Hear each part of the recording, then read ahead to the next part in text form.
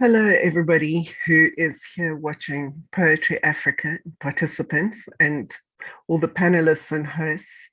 Thank you very much for having impepho Press participate in this Let's Publish Now segment. During this segment, I'm going to be showing a PowerPoint just to guide my talk. And then I would appreciate right at the end, we're going to have a Q&A and a kind of a hive mind get-together session to let each other know what our experiences have been in publishing. So I thought I'm just going to remind you that if you do want to make a comment, you are welcome to make it in the chat or the Q&A, but please feel free to unmute and just ask me a question, jump right in if you see something that you'd like to talk about right away. So I am Tanya Pretorius, and I am a third of impepho Press. Our company publishes Pan-African feminist books, and we are three women who are trying very, very hard to give voice to wonderful women poets and storytellers around Africa. So this is who we are. We are very, very grateful to Poetry Africa for this event, and I want to thank everybody. I know you are too many for me to even vaguely think of who you might all be, and all the participants who came. This is us. It's Vangile on the left, me in the middle, and Sarah Godsell on the right. These are the books that we have done so far, and the one that we are about to do.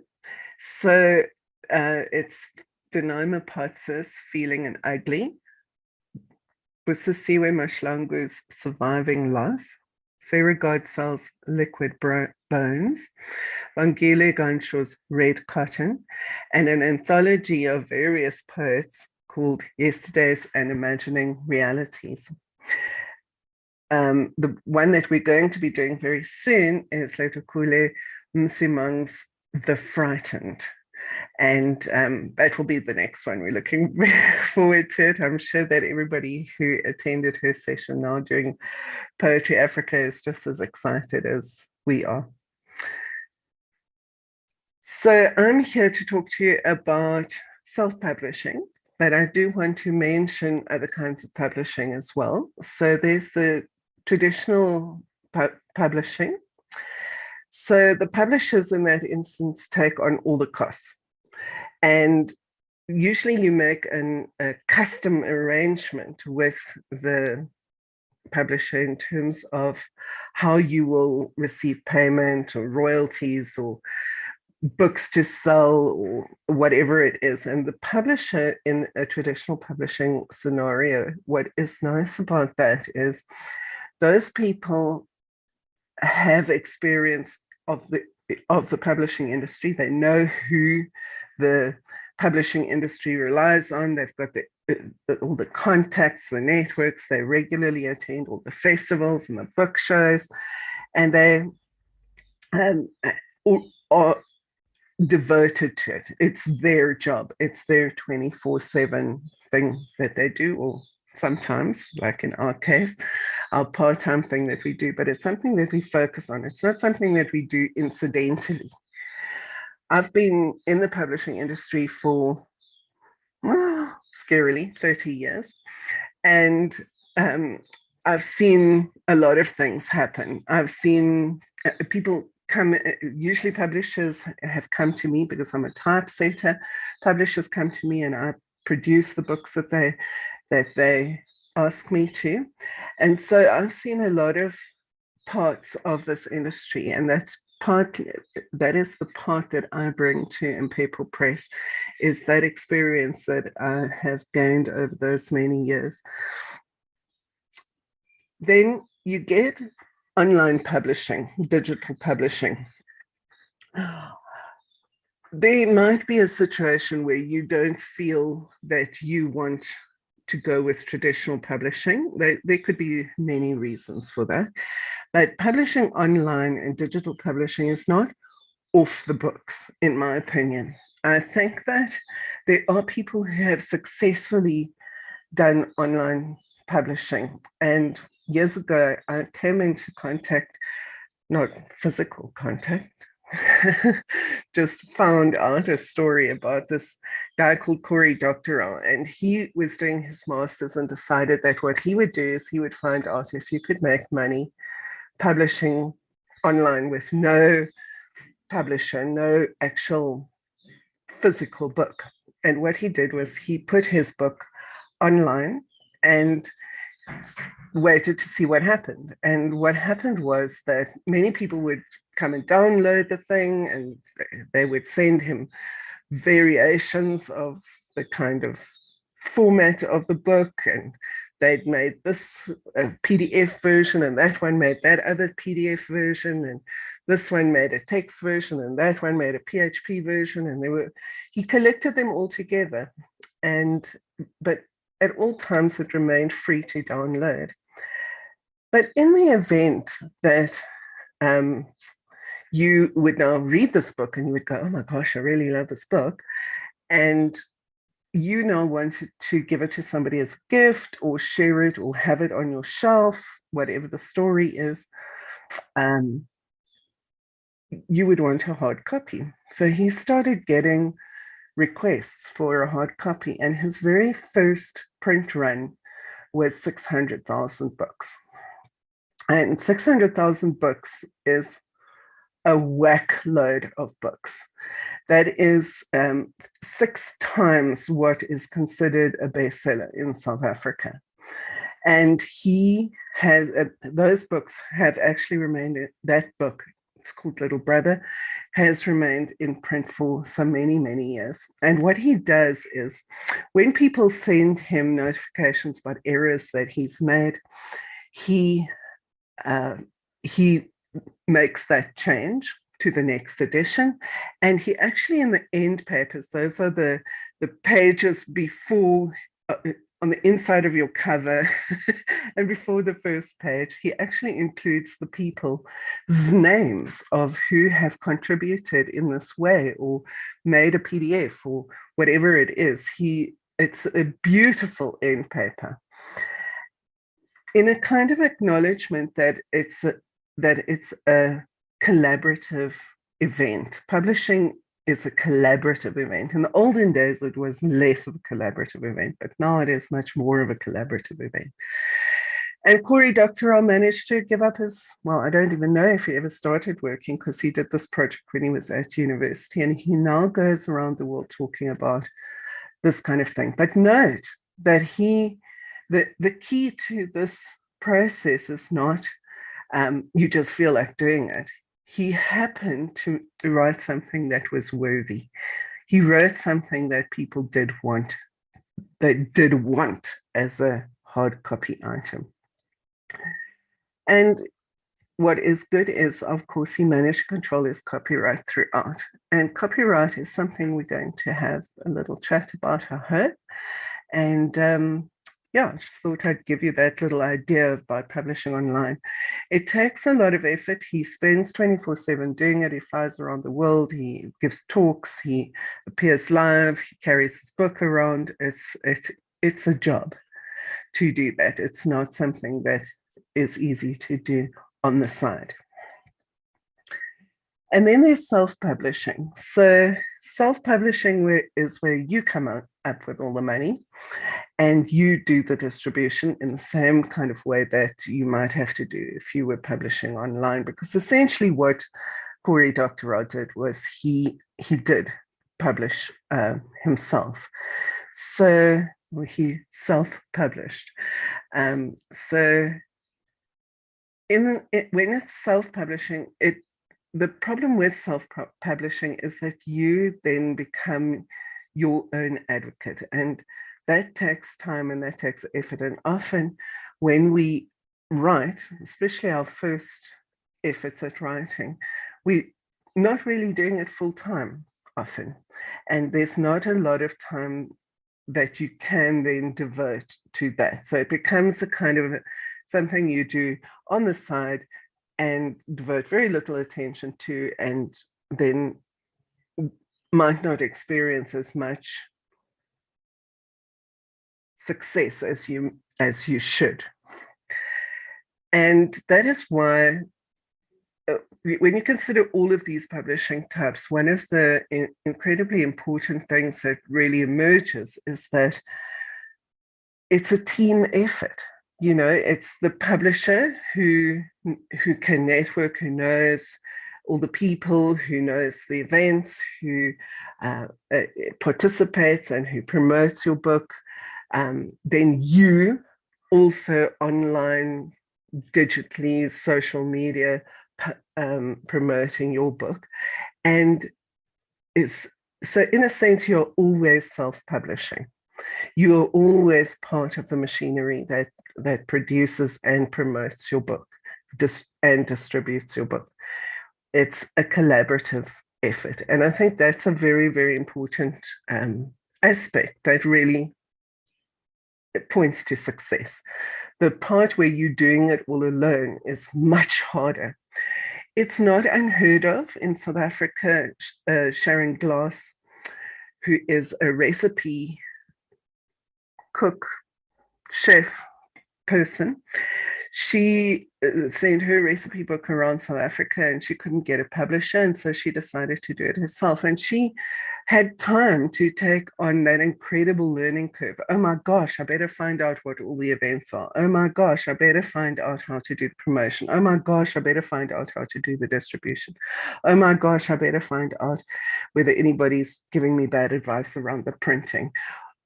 And she went to that effort, I believe, because she knew she was going to do another edition and another edition and another edition, and she is now her own self-publishing expert. But I think that learning curve is a very expensive learning curve in some cases. So I remember a horrible time once when something really dramatic happened on the cover of a publication that I was part of. And it was, technology had changed at the time. We'd gone over from, it doesn't matter about the technical details, but we'd gone over from a certain kind of PDF to another kind of PDF. And suddenly all the rules changed and there was this big black blob on the cover. And it was a horror story. I mean, you know, that's a huge amount of money that was lost. And it was within the first year that I even started working. And the cost to the company was twice my salary. So it is a very expensive learning curve in some cases. So somebody said something nice on the chat. So I'm just saying hi to Mo Kumpe Leseka. Hi there. So yeah, very, very much a kind of a collaborative effort, and be warned about the kinds of really crazy things that can happen that totally unpredictably you end up with a big fat black blob on the front cover of something. That's a disaster. Okay, so copyleft, copyright and copyleft. Copyright is very, very misunderstood. Copyright, the way it sounds to people is, don't look at my work. Don't look across the room at my work. You may not put my work anywhere. You may not do anything with my work at all. No discussion. If you want something, we better draw up a contract. And I understand, obviously, that there are people who abuse copyright. But in the scenario with your intellectual property, I'd like to just say nobody can produce your work like you. So even if somebody takes some of your work and produces it somewhere and puts their name on it, that is the definition of copyright. They actually take your words and they actually put their name on it and they actually put it somewhere else. That is illegal, you can pursue them.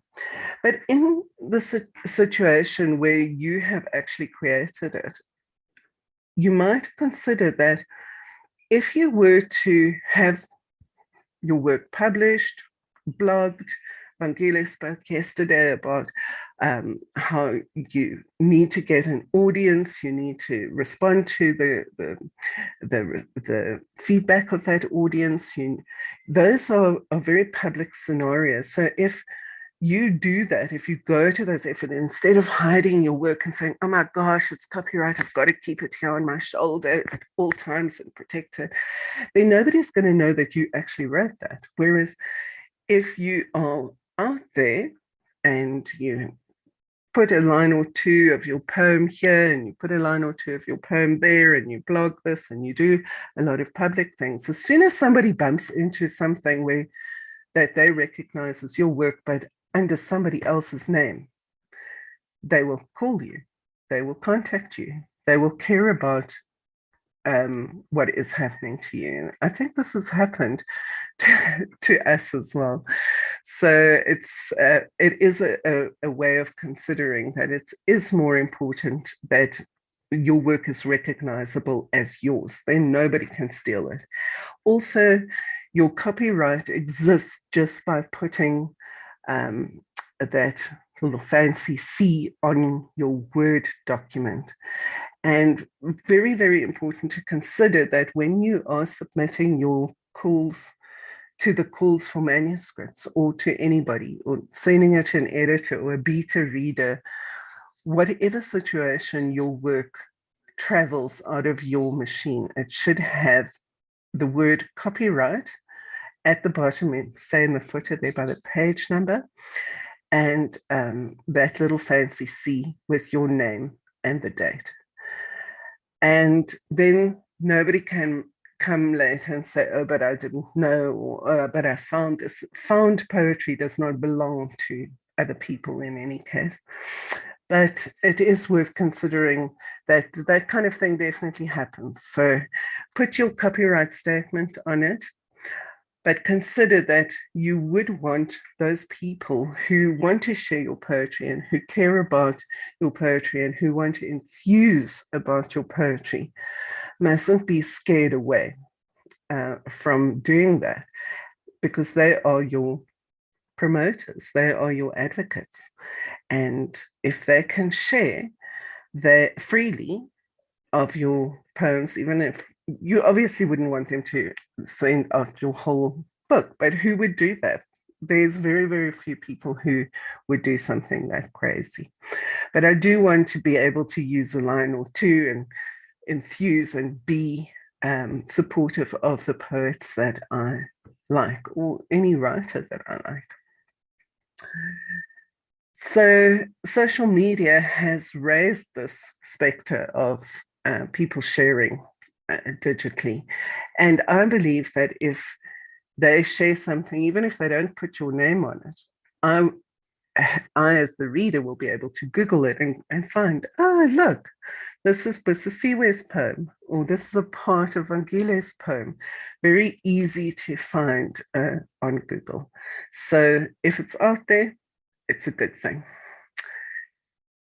They are doing labor on your behalf.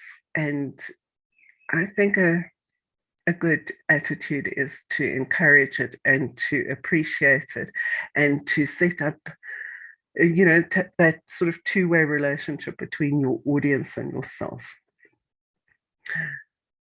My views are not necessarily people's views, but I do think that we believe in this.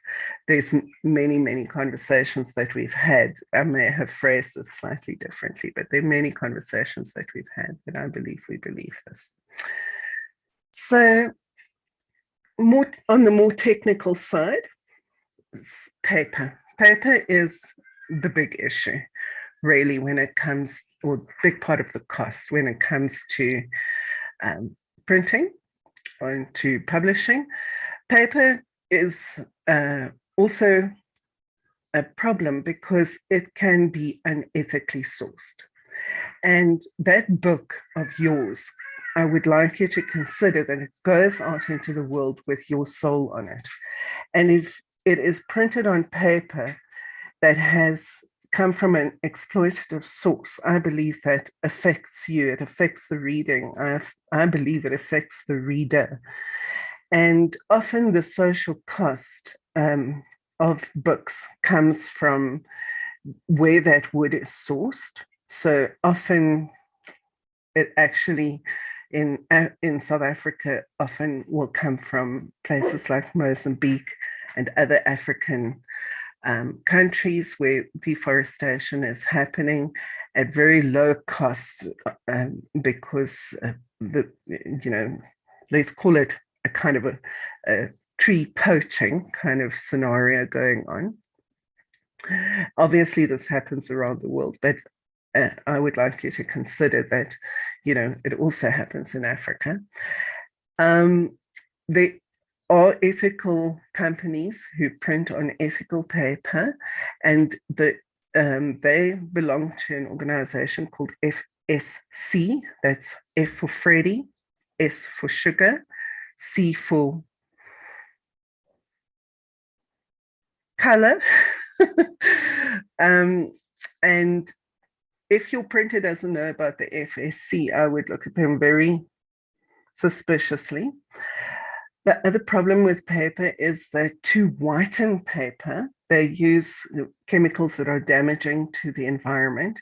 And I'd like to suggest to you that there are many shades of white, way more than 50 shades of white, and that the color of the paper, the more dense that paper is, and the more shiny that paper is, and the more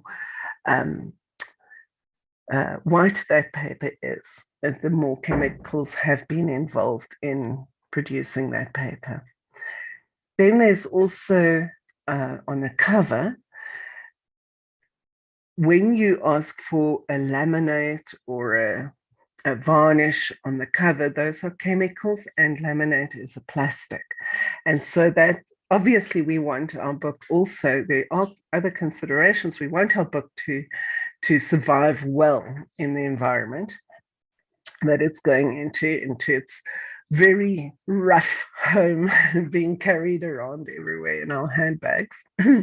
Please get a book sleeve to protect your book rather than taking on too much of the laminate problem. So those are things that go out into the world, that go with your words, that travels as well with your words. I'd really appreciate it if you could consider that. Of course, cost is the issue. Paper that is more ethical costs more. And because it's the bulk cost of a print run, that is something to consider. Also, it's, if you print your first book on that kind of paper with that has had that kind of chemical, in 3 or 4 years' time, when you produce your next book, you can't just say, well, I want that paper, because over time, the texture of the wood and the texture of the chemicals and the combinations that happen change over time. So you aren't going to get a consistent result between the papers. Then, this is very technical, I'm going a bit overboard, but let me know if it's freaking you out too much.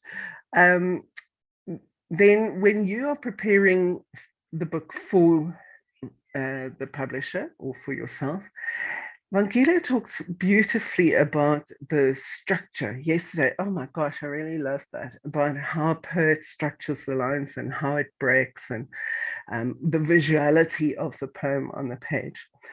And that is a very important part of it. However, when you are writing in MS Word, you're writing automatically on an A4 page. And so when you're structuring your page on your poem on an A4, that is going to be, I'm not going to be able to maintain that structure when I now produce it on an A5. So if your line length is longer than the width that my A5 will allow, I have to break it, which is why in some, Vangile also mentioned in one of Busisiwe's poems, she had a landscape format. She actually turned it so that she really wanted that long line length. The long line length is very difficult for a reader to read because they have to keep their eyes still across the whole page. And if you want them to engage that long line because you really want them to be pacing themselves along it, then you need to consider doing a page or two, whatever it is in landscape. But what I would suggest to you is when you are writing your poetry, I would say to you that you should already in MS Word make your page an A5. Then in terms of artworks, when we were producing Yesterdays and Imagined Realities, what I really appreciated about that book is that space was given to artists. An artist was given the cover. It's such an important part of the actual, distracted. It's such an important part of the book is the cover, and an artist was given the cover. And in between there were artworks, but they were all black and white because if you print in color on the inside, that's very, very expensive. And all the inside artworks were black and white, say segments, chapter changes. Those are ways of including other kinds of artists in your work. Or as a thank you, in the case of Yesterdays and Imagined Realities, those were that it was already planned into the cost of the book. But if you, as a poet who is publishing independently, you might consider, if an artist has done you a favor in the spirit of bartering that Wangile raised yesterday, you barter skills. Instead of saying, well, I'll give you 5 books, you can say, I'll give you this space on inside or outside. And you can always consider that there is the second edition. So the first edition is, you might have that cover for the first edition, you might have these artworks for the first edition, and then in the second edition, you might swap it out and give space to other artists of other kinds, perhaps narrative artists, any kind. You don't always have to consider that the second edition has to be exactly the same as the first edition. In the case of Red Cotton by Vangile Gansho, what we did was we originally published it in a square format. And for some various reasons, and there can be many, we decided that we would go back to the A5 format. And so over time, whatever you pick up and respond to those demands between the various editions that you produce. So in terms of the blurb is something that is also, I think, a possible space to gift. It is on the back of a book, and it's often something about the author, but also a kind of a little mini description and review of the work.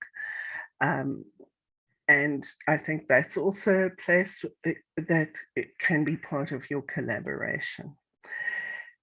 Then when it comes to production management, so there's, if you take your file on a USB down to Jetline or QPhoto or one of these print on demand, there's nothing wrong with print on demand. Print on demand places, you take your USB with your file that you've prepared in Word, they will often just make it up for you the way you say it should be made up, and or you can give it to them the way you want it done. You give it to them on a stick, and then they do it for you. You want 100 copies, and off you go. That, however, is a very poor view of the whole process. So they give you a quote, you say, what can you say? You say, okay.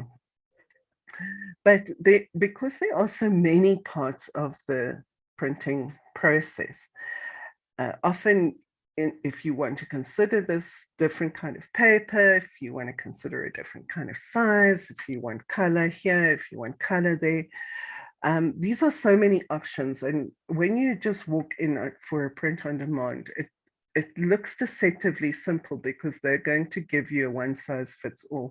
I think it might be the equivalent of walking into a shoe shop and getting slip slops. Oh, I don't know. Oh my gosh. No, I'm not sure that I can say it that boldly.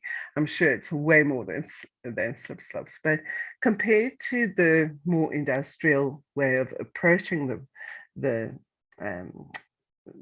topic, as I talked about, the ethical costs, the way they're going to engage with you around the preparation and the printing. And I have seen publications which I believe are valuable. You know, you get poets who print first on pamphlets and slightly more than pamphlets. And there's all sorts of phases that one can go through before one goes to actual publishing. But I don't want you to think that that process of walking into Jetline is equivalent to the process that you might have in with a proper printer. So there would be hundreds of quotes, and then you would negotiate this and you'd negotiate that, and they'd readjust the quote, and then send it through to you, and eventually there's just piles of quotes everywhere. And because you are busy with your other job, you're not really paying attention to those things.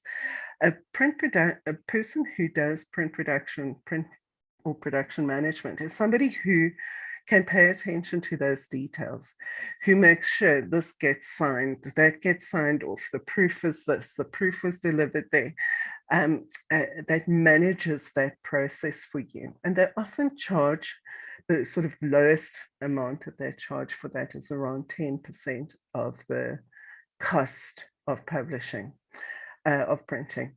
And that cost, I believe, is a very important part of the process, because bad things can happen. This in the printing, because it's the big ticket item, the big cost item, you need somebody who is properly paid to actually pay attention to it. But also they bring their experience to the table. And this is really, really an important aspect, is that you as the self-publisher who goes down to Jetline might not know all the pitfalls, and even people who know, even me 30 years into this, I still bump into things that surprise me. Anything can go wrong. But just like Sarah and Vangile described when they were talking about the editing process, you send it out to various kinds of editors, you get input from various kinds of people, your peers, you perform it, you speak it aloud, you read it quietly, you do a whole lot of things to make sure that when those words arrive at the publisher, that there has been some attention paid to that process, that the words are right, that they are spelled correctly, that they are in the right order. And in the same way, you should be doing that with printing. You should be going to the right people, discussing it with them, getting their input, having them oversee it. A print production management person is almost like the editor, the final editor of a book. And you need somebody who has enough knowledge to be that, in my view. Okay, let's go on to the next slide, because you must be bored with this one by now. So a little bit about software. The software on the left-hand side is professional typesetting and design software, and the software on the right, is some of the software that you might, the equivalent software that you might find for free. And it just is true that the things on the right have their niche in the world, and the things on the left have their niche in the world. They're not either better or worse than each other, but it is typical that if you are going to make a career of typesetting and design, that you would cough up the dough for the programs that people have, in the same way as I've talked about print production, people who have actually spent time really developing their product and making sure everything is perfect and easy, and they spend lots of time on it because they are paid to do that. Whereas often freeware is not supported in the same way. And I do think that a person who applies themselves can make something beautiful in any program. It's irrelevant. But I do think also that a poet or a writer is about words. They are not about the visuals. So while these programs can be used by a poet to do a layout or change line lengths or choose a font, I do think that there is some merit in asking somebody whose language is a visual language to do the visual parts of your book. And I do think that when you do that, you don't want to just let it over to them. You want to feel like you have been invested in this cover, because this is a cover you're going to live with for a long time, and you want to choose somebody in the same way that you would choose an editor. You don't just walk onto Google and say, well, can I please have somebody to design for me cheap, or can I have somebody to do a proper design for me? You should be going out there and researching their work, just like Vangile talked about how you research who you want to publish your book, because you're going into a relationship with that publisher, and you're going to be in relationship with them for 10 plus years. In the same way, you're going to be in a relationship with that book cover of yours for many, many years. So you don't want to find out after it's printed that somebody thinks, well, there's not much to this, or what, people always have some opinion about whatever you've done, but you want to have done due diligence. You want to have done the work. You research your designer or your artist that you want to employ, and you see whether their visual language and your written language work together. I think this is a very, very important aspect. And also, you would take very long to become an expert in any of these programs. So you would be spending hours and hours and hours on this, whereas they could do something in much less time and do something that is not scary to print in case there's a big black blob on the cover. Always a concern. So yeah, you haven't done that learning curve. So it is worth finding somebody who's done that learning curve, and that your cover is safe in their hands. Then both Vangile and Sarah have talked about distribution at length. We just included this in case there are people who missed that.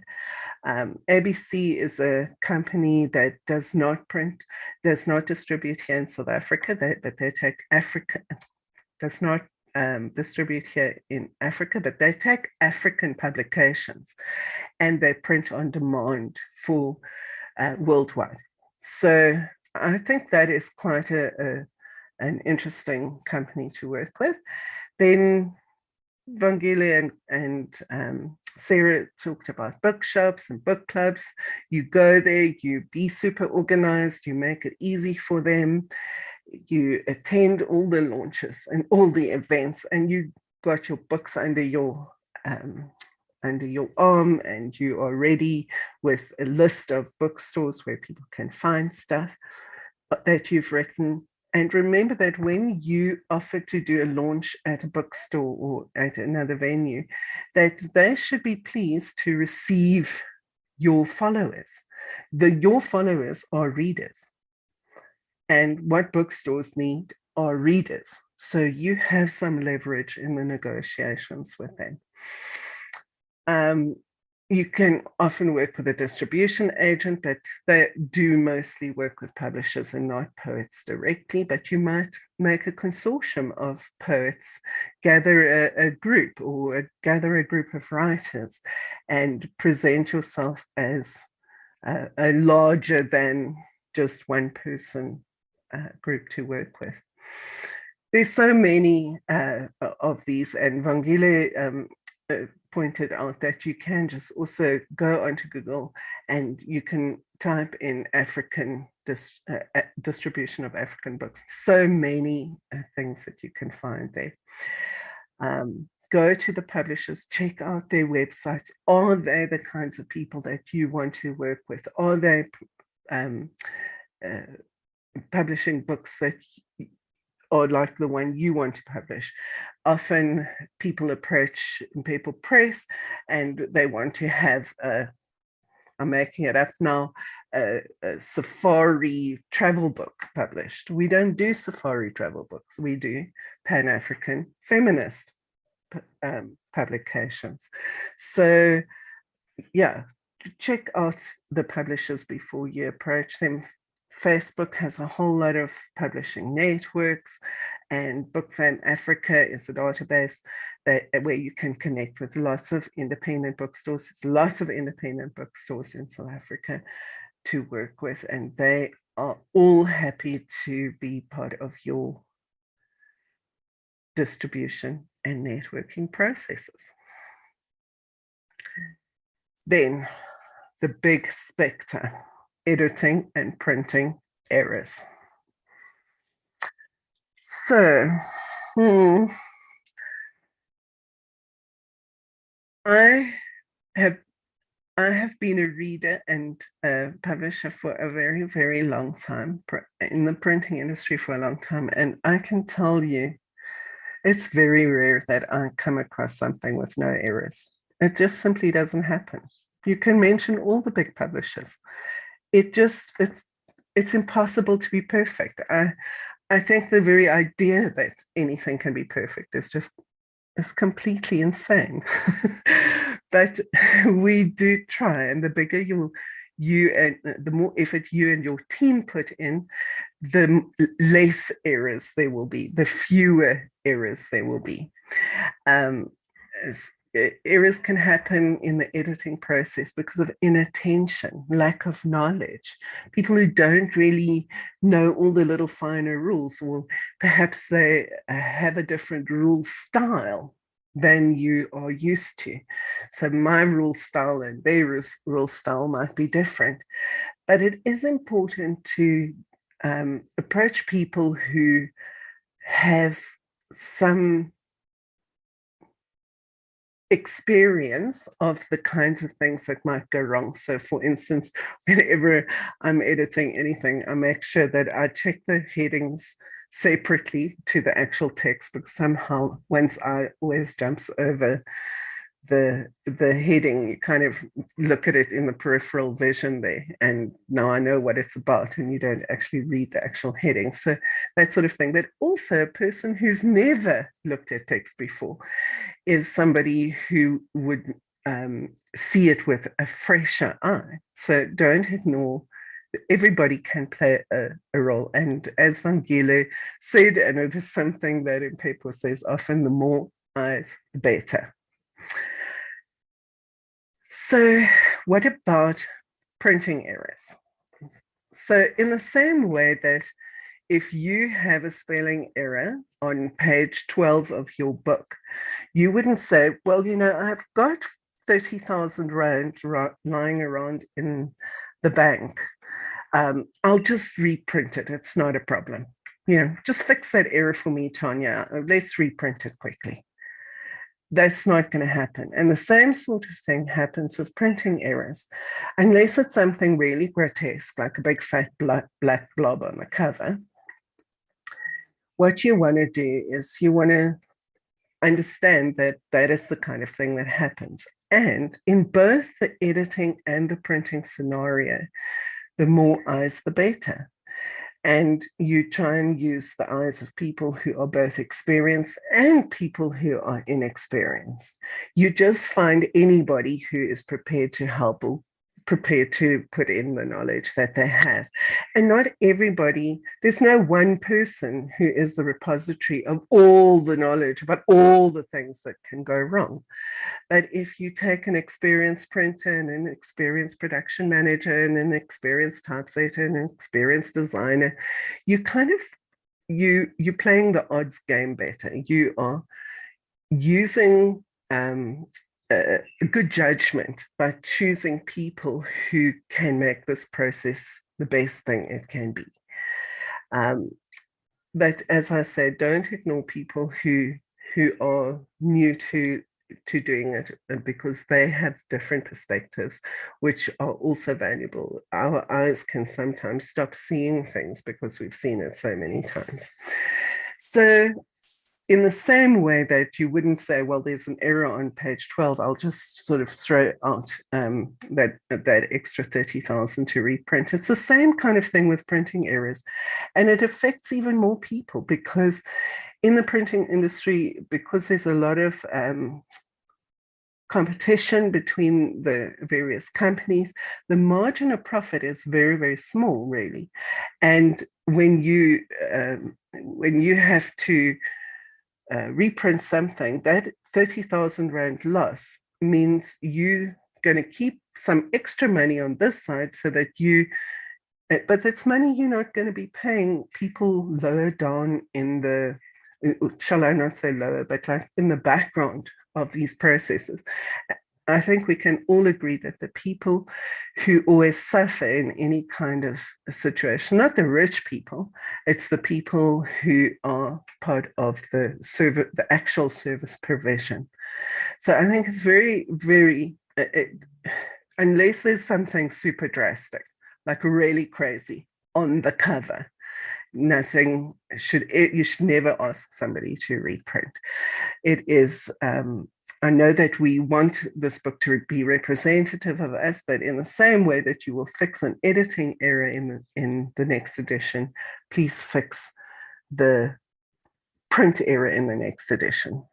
So let's talk about some of the things that can go wrong. So I've mentioned that paper is not the same each time. So if you say, but I printed it on this kind of paper last time and it came out fabulously, it's not the same paper. There are many things that change in between. The weather that those trees were grown under is particularly problematic in the era of climate change. The chemicals that we just douse everything with change over time. So very, very important to keep an eye on that paper. I like to always say, let your printer choose. The printers sometimes order paper in huge amounts, in giant bulk amounts, and then obviously the cost per unit for them to print it can be lower. Whereas if you're demanding, oh, well, I must have that particular paper, they have to order it, that takes time. Is it available? How much is available? Allow plenty of time for when you choose a particular paper because you want to be ethical. Then one of the issues is the weight of the paper. So typically what we do is we print the cover on a much weightier paper than the inside. And some people especially if you consider a Bible, Bibles have that very thin paper and the 2-column text, and the text is very dense. So the text on either side sort of provides a backing for each other. So even though the paper is very, very thin, you've got that text on the back. But if you have a white-ish, very little text on this side, and you've got very dense text on this side, there will be a see-through if your paper is not thick enough. And that is a bit of a playoff, because if you have very thick paper, your book is going to be like stiff. It doesn't have that, you know how a Bible is, it's kind of, it always has that worn feeling. It's a kind of a comforting, a kind of a homey feeling. Whereas paper that's more stiff because it's thicker, you kind of feel like, what is this? Is this like a you know, those cardboard pop out kinds of children's books? Or a paper has a lot of connotations to the person receiving it.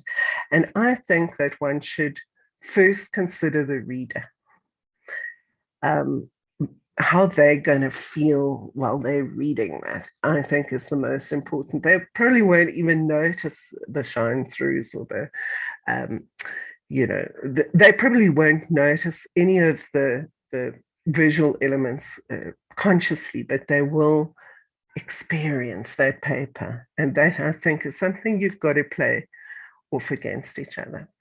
Lamination, as I mentioned, is a plastic. So what can happen is that it can pull the cover up like this if it's too tight. It is quite a difficult process to do. Also, if the paper is cut on the wrong bias, it will pull up like so.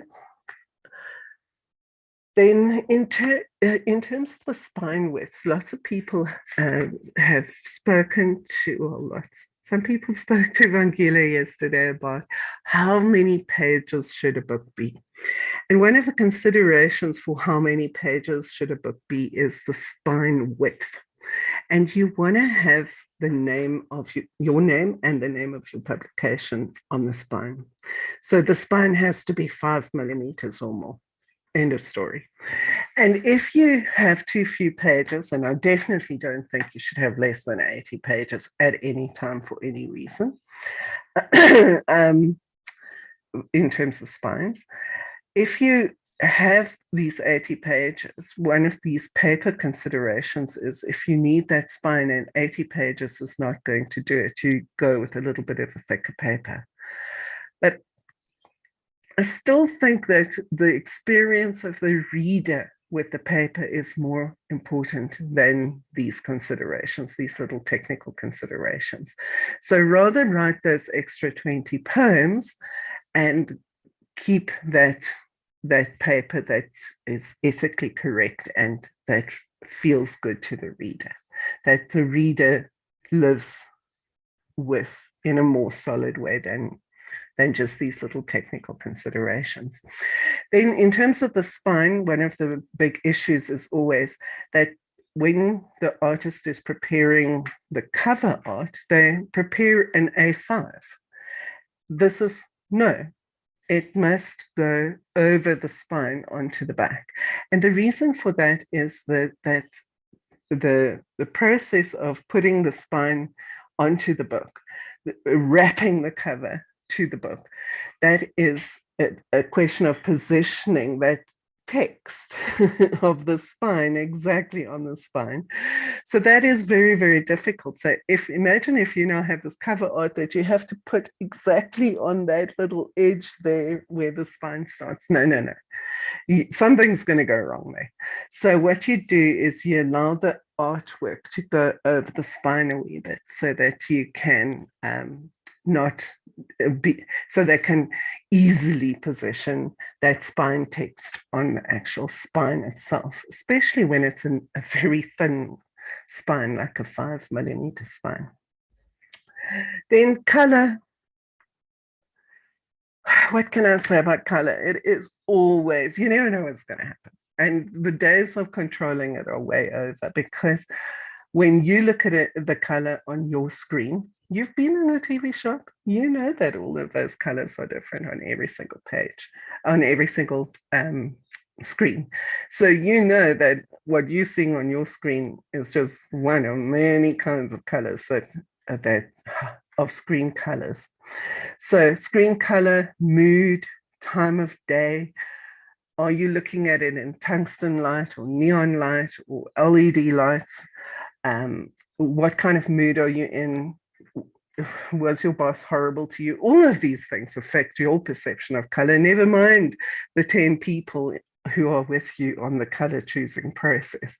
So don't be married to color. Also, very, very light colors are very, very difficult to print. So, and take a lot of expertise, and also very solid colors like black is a very difficult solid color to print, or magenta, which is pink, cyan, which is blue, and yellow. Those are very, very difficult to print by themselves solidly. Don't even go there. They have to be done with proper expertise. Then the cover's pulled up. Then there's different kinds of binding. You get glue binding and sew binding and saddle stitch. Oh my gosh, there's different kinds of binding, but typically a book with a spine is glue binding. Typically sew binding of the pages, so they're sewn together, so they make a nice solid book, and then the cover is glued on. What if the glue is just mixed badly that day? You know, that cover's going to go flying off and doing whatever it wants to do. So very important places to check. Time and weather. How much time have you given these printers? Are you rushing them? Are you, have you planned your launch without even getting a printing date? I mean, just don't even wildly do things like that. You have the printing date, and then you give them at least a week to do it, and before your launch is planned. And who knows what the weather is going to affect that time, and that printing is they've got to send out for the binding. Oh my gosh. Then smudges. Smudges definitely mean that you rushed the printer. Don't rush the printer. Just don't do it. Always check when they give you a proof. Always check that the page numbers are in sequence. These are things that have happened in real life. I spent a little bit of time trying to make up this list, but I want you to know there are many more things, and we're going to talk about them in a moment. I would like you to consider the situation when you are thinking about whether or not you want to reprint of the Philosopher's Stone of J.K. Rowling. And on the very first edition of the Philosopher's Stone, they spelt the name of the book wrongly on the blurb at the back. And I want you to know that that has made that book incredibly valuable. That you can retire on what you could sell that book for.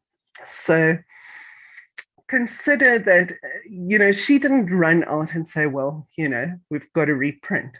But she waited patiently for the next edition. So the second edition does not have that spelling mistake. Was the pity for those of us who have a copy of it. So if you have any contributions, have you had any dramatic things that have happened to you in the printing process? Are there any things you would like to share with us so that the hive mind can have the benefit of any comments that you might have about the printing process? Anybody? Going to give you a couple of minutes to think about it. I'm sure that Vangile can think of a few things that have happened to us that she might want to contribute that I may have not mentioned. I'm trying to think what other things have happened to me. So on a cover, you need a thing called a bleed as well, so that the edges of the pages of the, how at the edge of a page, the printer doesn't actually print it on a page exactly that size. He prints it on a page slightly bigger. And then when he now cuts it into A5, he doesn't get this little white line around the edge of the book. So that also takes a little bit of expertise to prepare a cover. So I'm getting notes on the chat that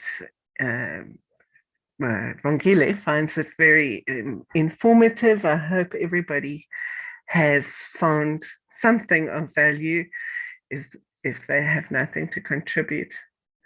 And yeah, I suppose the last thing to say is always continue the discussion. I would love to hear what your experiences are,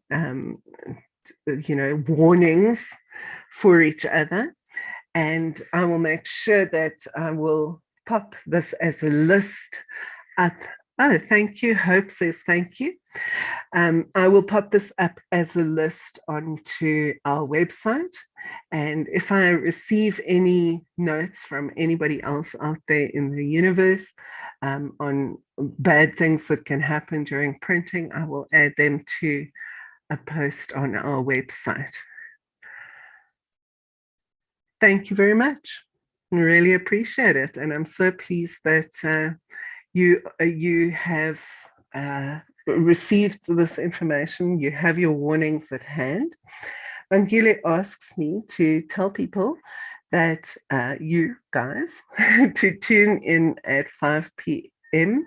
South African Standard Time for an evening with impepho and friends. Thank you very much. We'll see you at 5.